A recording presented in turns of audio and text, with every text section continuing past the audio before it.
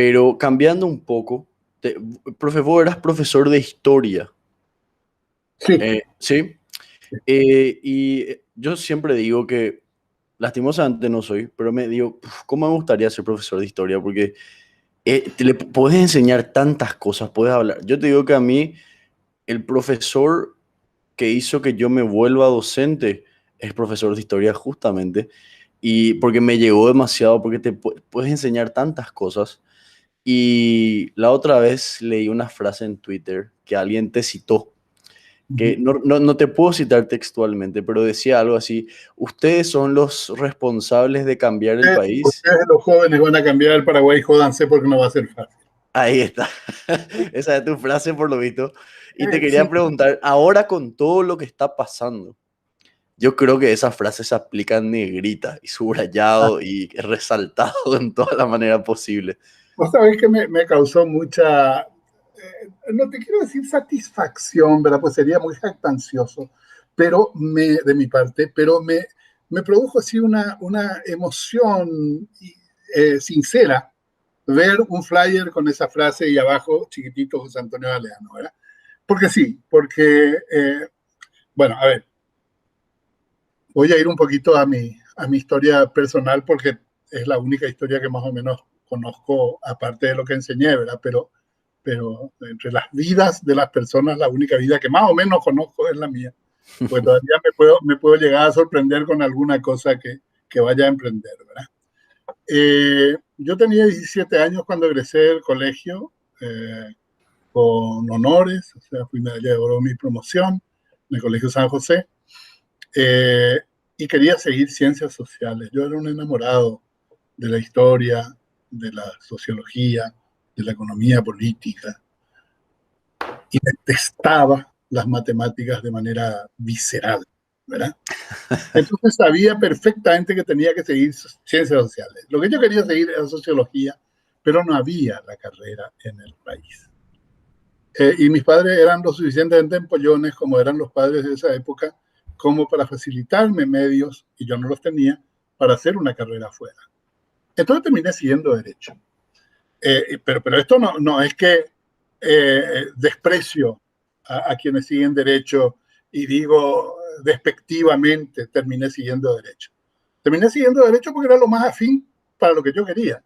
Yo tengo unas notas horrorosas en mi carrera universitaria en materias jurídicas y tengo 5 y 5 felicitados en todas las materias de ciencias sociales. Por suerte, como el currículum es más o menos equiparado entre ciencias sociales y materias jurídicas, mi promedio fue 370 y algo, ¿verdad? Porque es verdaderamente un desastre. Terminé con ese mismo promedio por lo mismo. Porque de vista Bueno, sí te metes y hay materias que... exacto. Bueno, entonces a mí me pasó eso. Yo me hice abogado y tuve claro, ¿verdad? El primer año lo perdí porque estaba, no sé, estaba muy desencajado, no sabía si era lo mío. Me encontré con dos queridísimos compañeros por lo largo de todo el resto de la carrera que me adoptaron y me dijeron, vení a estudiar con nosotros. Bueno, y estos eran lo suficientemente fuertes en sus convicciones de estudiantes que metíamos todas las materias en diciembre, como decíamos, ¿verdad? Entonces teníamos 4 meses de vacaciones, ¿verdad? Fue verdaderamente muy interesante. Lo que yo tenía claro es que entré a la facultad, dije, voy a ser abogado, y lo único que quería era salir de ella. Efectivamente fue así, me recibí y empecé una carrera docente. Y ahí me quedé. Yo empecé a enseñar a los 18 años, cuando mi maestro, el más grande maestro que tuve, el doctor Hugo Marinoni Rodríguez, este, mi queridísimo Chocho, me invitó a dar una clase suya en el Colegio San José. Yo tenía 18 años, en 1970. Me llamó un día y me dijo, quiero que dé mi clase sobre el Renacimiento pasado mañana. Y yo le dije, pues vos estás loco, y yo me voy a acordar de lo que me enseñaste el Renacimiento. Y digo, no, tenés tiempo para estudiar. Estudié como un tarado el día siguiente, esto fue un lunes en la noche. Para más, los llamados obviamente eran a línea baja, no había celular, ¿no? Hablando de 1970. Y me puse a estudiar. Llegó el día de la clase, me dijo, tenés que venir el miércoles, no te olvides de venir de traje y vení temprano para que no haya ningún problema. Me fui a las 2:15, porque 2:30 empezaba la clase, temblaba como una hoja cuando empezó la clase, empecé a hablar, me di cuenta a los 20, 25 minutos de que la perrada me empezó a hacer caso. Y dije, acá funciona esto, y seguí. Llegué hasta la segunda hora, porque eran 2 horas juntas, que no era muy usual en esa época, porque era hora. Pero en el caso de Marinoni sí se le daban 2 horas. Y terminé la segunda hora, y cuando terminó, se acercó a mí, me pasó la mano riéndose, y yo le dije, vos sabés que esto es lo que quiero hacer toda la vida. Y eso, Sí. y eso es lo que hice toda la vida. Entonces me considero una persona absolutamente feliz, ¿verdad? Porque, por lo que te decía antes, ¿verdad? Y bueno, y así fue como me inicié en el mundo de la docencia.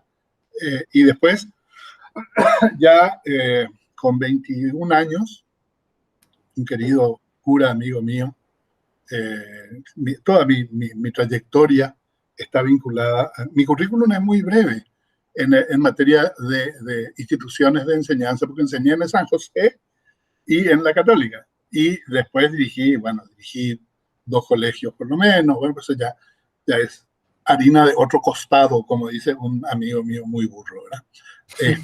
Entonces, me metí en la Católica, perdón, empecé con Historia de Roma y la Edad Media en San José, en cuarto curso, y unos años después, de la mano de los Hugo, Marinoni y Volpe, entré al que entonces se llamaba curso probatorio de ingreso, y tuve mi primera cátedra de Historia de la Cultura, una materia que amé y amo profundamente, desde 1974 hasta 2017, vale decir, son 43 años.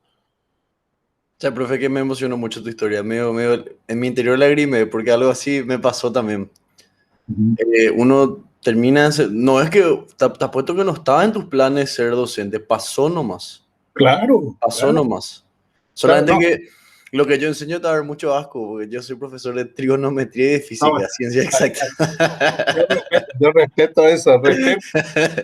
Cuando digo odiaba profundamente, vos sabés que yo le preguntaba a mis estudiantes cuando empezaba los cursos, yo me iba el primer día de clases, me iba de rigurosa, saco y corbata, y ponía cara de infeliz, entraba un silencio sepulcral, por lo general ya tenía cierta fama, me precedía alguna fama, eh, escuchaba comentarios así en el patio, hasta qué suerte que nos va a tocar, que se bueno, en fin.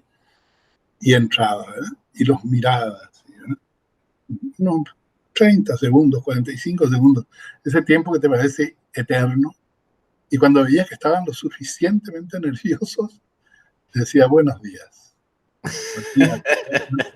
Buenos días, buenas tardes, ¿no? Y empezaba, ¿no? Yo recuerdo cómo empezaba mis clases. Yo pedí enseñar en donde mi materia era la argelería, porque es muy fácil enseñar historia a alumnos de derecho, ¿verdad? O de ciencias sociales en general, pero enseñar historia a los de CIT, Ah, enseñar historia a los de medicina, ¿verdad? Tipos que dijeron, ya nunca más vamos a ver la historia por suerte, y se encuentran con una universidad plomo que le mete otra vez historia. Entonces a mí me encantaba ese reto, ¿verdad? Entonces pedía siempre las, las carreras donde tenía la posibilidad de que la gente deteste la historia. Y preguntaba, ¿no? El primer día de clases, ¿quiénes odian la historia? Y levantaban la mano, valientes eran los estudiantes, ¿verdad? Porque decirle a tu profesor de historia que odiar la historia, tenés que tener cierto valor cívico, por lo menos. Bueno, y levantaban la mano, entonces le decía, ¿y por qué odias la historia?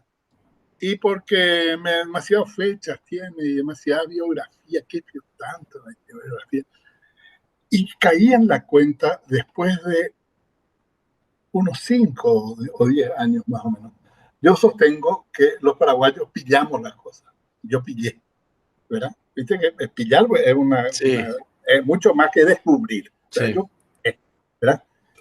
Paraguayos pillamos las cosas y yo soy paraguayo, entonces pillé que la cátedra de historia se justifica cuando vos le das un contenido que pueda servirle a la persona. ¿Y sí. de dónde sale este concepto? De una frase de Georges de Santayana que dice: quien no recuerda el pasado está condenado a volverlo a vivir. Entonces, si vos no recordás el pasado, no tenés conciencia de tu destino. Si recordás el pasado, podés entender tu presente y proyectar tu futuro.